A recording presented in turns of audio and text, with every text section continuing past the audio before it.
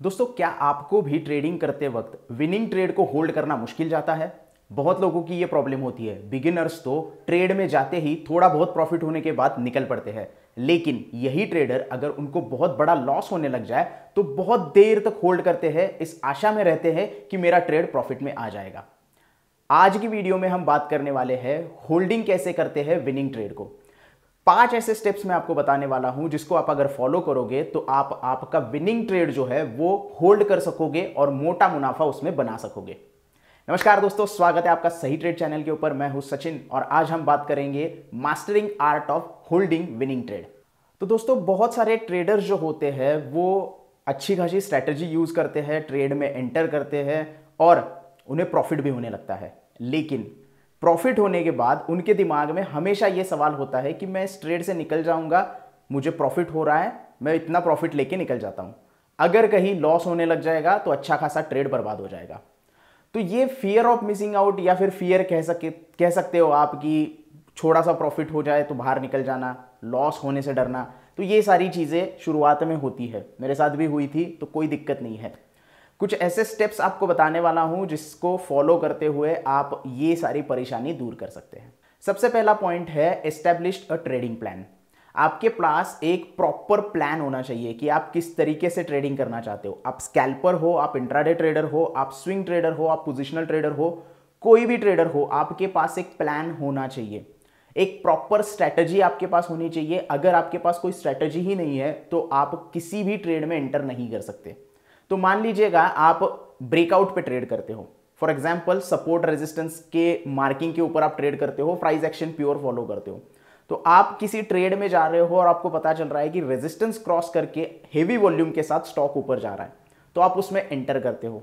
तो एंटर करने के बाद आप उसमें होल्ड करना सीखिए। मुझे पता है कि आप लोग कहेंगे कि भाई होल्ड करना सीखिए, ये बोलना तो आसान होता है, लेकिन एक्चुअल में ट्रेड जब चल रहा होता है तो बहुत उथल पुथल होती है, इमोशनल अटैचमेंट होती है, बहुत सारी चीज़ें होती है जो दिमाग में चल रही होती है। इससे हम टैकल कैसे करें?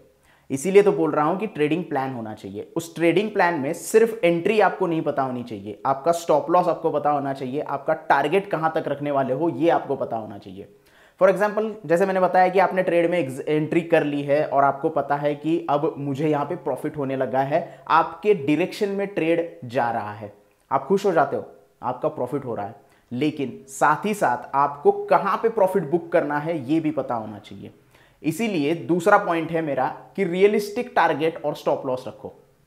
आपको पता है कि आगे ये ट्रेड कहां जाके रुक सकता है क्योंकि आपने एनालिसिस वैसे किया है, तो रेजिस्टेंस कहां पे है वहां तक आपको पहला टारगेट रखना चाहिए।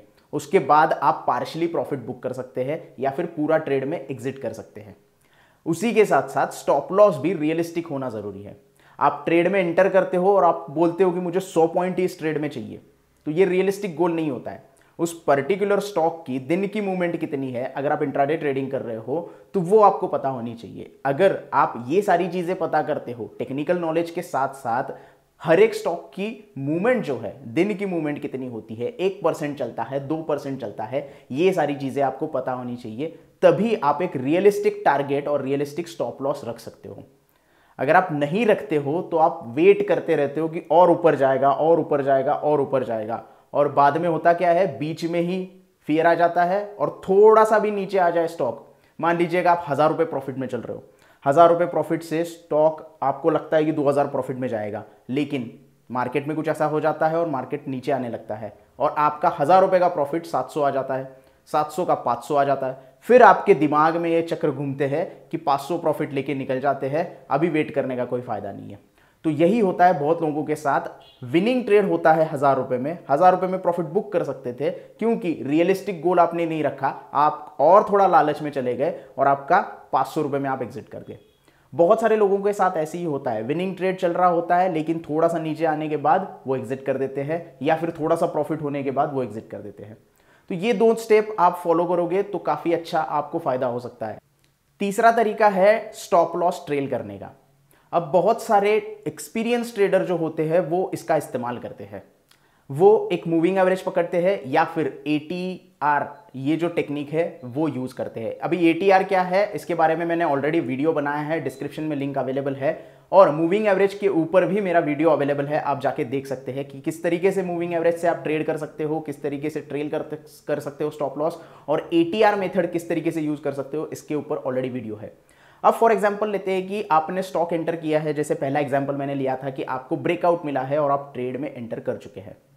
तो अगर आप एवरेज ट्रू रेंज ये टेक्निक यूज करते हो या फिर ये इंडिकेटर यूज करते हो तो आपको स्टॉप लॉस लगाने में आसानी हो जाती है, और उसके साथ साथ आप स्टॉप लॉस ट्रेल भी कर सकते हो। स्टॉप लॉस ट्रेल करने के लिए आप मूविंग एवरेज का इस्तेमाल कर सकते हो। अगर आप इंट्राडे ट्रेड कर रहे हो तो 20 डे का मूविंग एवरेज इस्तेमाल करो। 20 डे का मूविंग एवरेज, जैसे जैसे प्राइस ऊपर जाता है वैसे वैसे मूविंग एवरेज भी ऊपर जाता है। तो जैसे मूविंग एवरेज ऊपर जाता है आप आपका स्टॉप लॉस जो है वो मूविंग एवरेज के प्राइस के ऊपर रख सकते हो। इससे क्या होगा कि आपने जहां पे एंट्री की है वहां से मूविंग एवरेज अगर ऊपर निकल गया तो आपकी एंट्री प्राइस से ऊपर मूविंग एवरेज के ऊपर आप स्टॉप लॉस रख सकते हो। यानी कि अगर आपका स्टॉप लॉस हिट भी हो जाता है तो भी आप प्रॉफिट में ट्रेड एग्जिट कर सकते हो। तो आपके पास एक सेटिंग होनी चाहिए, आपके पास एक तरीका होना चाहिए स्टॉप लॉस को ट्रेल करने का। या फिर आप इस तरीके से कर सकते हो, मान लीजिएगा आप ब्रेकआउट कैंडल पे ट्रेड कर रहे हो, यानी कि जिस कैंडल में रेजिस्टेंस ब्रेक किया है हेवी वॉल्यूम के साथ, उस कैंडल के हाई के ऊपर आप ट्रेड कर रहे हो या फिर एंट्री कर रहे हो, तो उसी कैंडल का लो आप स्टॉप लॉस रख सकते हो। और जैसे जैसे स्टॉक ऊपर जाएगा वैसे वैसे जैसे नेक्स्ट कैंडल बनेगी उस नेक्स्ट कैंडल का लो आप स्टॉप लॉस बना के उसका ट्रेलिंग स्टॉप लॉस कर सकते हो। तरीके बहुत सारे हैं दोस्तों, लेकिन आप कौन सा तरीका अपनाते हो और आपको कौन सा तरीका सही लगता है ये बहुत इंपॉर्टेंट है। आप एटीआर मेथड यूज कर सकते हो, मूविंग एवरेज यूज कर सकते हो, या फिर कोई और टेक्निक यूज कर सकते हो जो आपने सीखी है ट्रेलिंग स्टॉप लॉस के लिए। और हमेशा अगर आपको विनिंग ट्रेड में रहना है तो ट्रेलिंग स्टॉप लॉस का इस्तेमाल करना बहुत जरूरी है। दूसरी एक चीज मैं आपको बताना भूल गया प्रॉफिट के चक्कर में, अगर आप 100 क्वांटिटी लेते हो, मान लीजिएगा आपने किसी निफ्टी के 100 लॉट लिए है, तो आपको अगर पता है कि अगला रेजिस्टेंस कहां है, उसका अगला रेजिस्टेंस कहां है, तो आप हर एक पहले रेजिस्टेंस पे प्रॉफिट आपका 25% बुक कर सकते हो। यानी कि आप टारगेट जो है वो T1, T2, T3 इस तरीके से अगर सेट करोगे तो पहले टारगेट पे 25% बुक कर लोगे, दूसरे टारगेट पे बचा हुआ 25% बुक कर लोगे, तीसरे टारगेट पे 25% बुक कर लोगे, और उसके बाद पूरा का पूरा आप जो क्वांटिटी है वो बेच दोगे।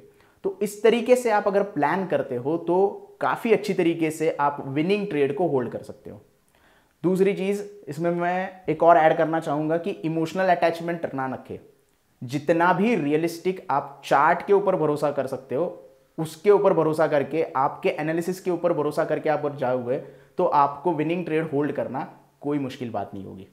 और चार्ट एनालिसिस के ऊपर ही हमारा चौथा पॉइंट है।